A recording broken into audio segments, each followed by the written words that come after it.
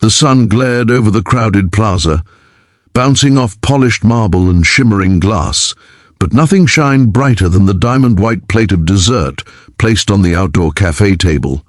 It was a delicate confection, gold flakes, glazed fruit, a carefully spun sugar crown, something only the wealthiest could casually order at 10 in the morning. And sitting before it was a man who looked like the world belonged to him.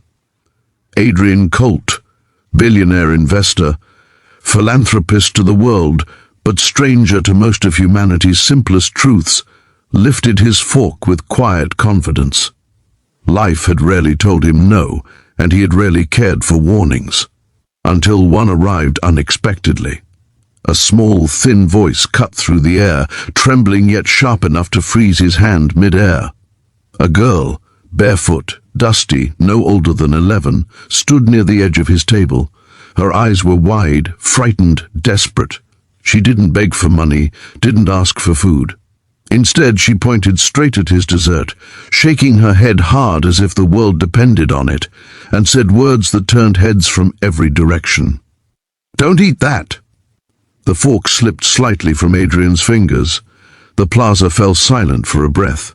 Even the birds seemed to pause in the sky. Before we go deeper into this emotional journey, if you believe in kindness, compassion, and second chances, please hit like, comment, share, and subscribe to Light of Kindness. Your support helps these stories reach more hearts. Adrian glanced around. People were staring. A few whispered. He felt a flush of irritation.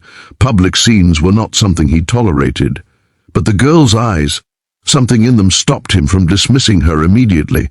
They weren't the eyes of someone hoping to annoy him. They were the eyes of someone who had seen something terrible. Still, annoyance prickled inside him. "Why shouldn't I eat it?" he asked, more sharply in expression than words. But the girl didn't answer verbally. Instead, she took a small step. Closer, her gaze fixed on the dessert. She swallowed hard, her voice shrinking to barely more than breath. "It's dangerous." Adrian almost laughed. He almost brushed her away. But he didn't, not yet. Something cold slid down his spine, something unfamiliar. Fear, uncertainty, he couldn't tell. He only knew that the child before him wasn't lying. Her trembling hands, the way her breath shook, she believed every word she was saying. The cafe manager rushed toward them, apologizing profusely to Adrian, insisting the girl would be removed. But Adrian raised a hand, silencing him. He wasn't a cruel man. He simply wasn't accustomed to being questioned, especially not by life itself in the form of a hungry girl in ragged clothes.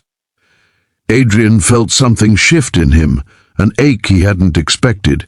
He wasn't used to feeling helpless, but looking at this child, he felt it deeply.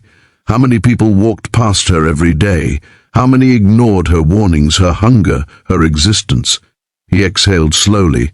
"Come with me." Her head snapped up in fear. No, I don't want trouble, please."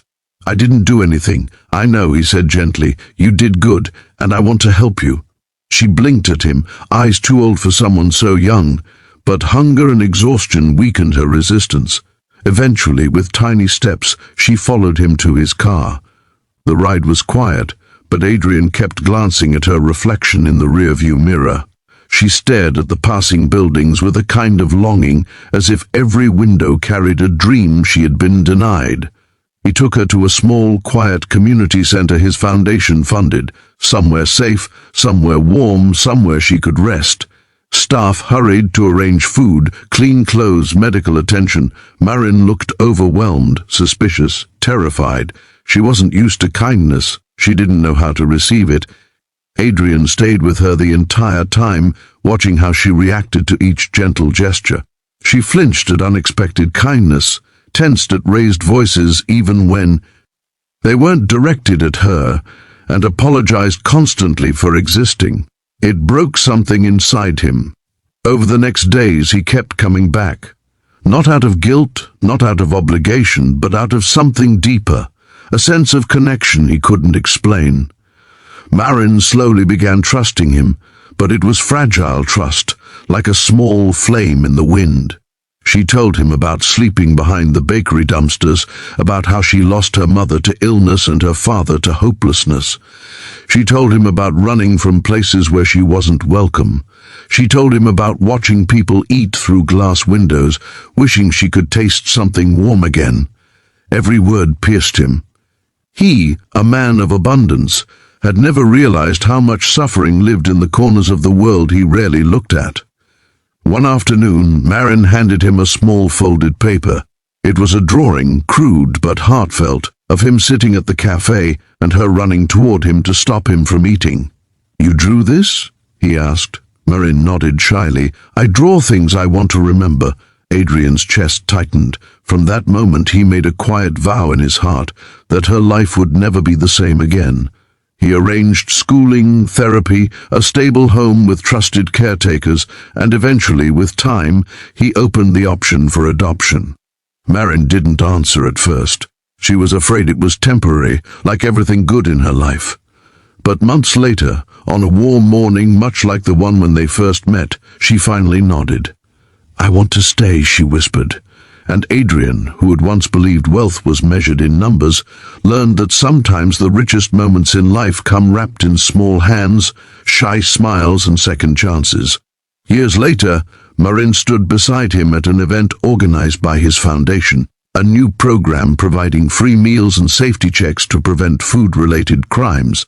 She helped design the logo. She spoke on stage with a confidence that surprised even herself. And the crowd applauded.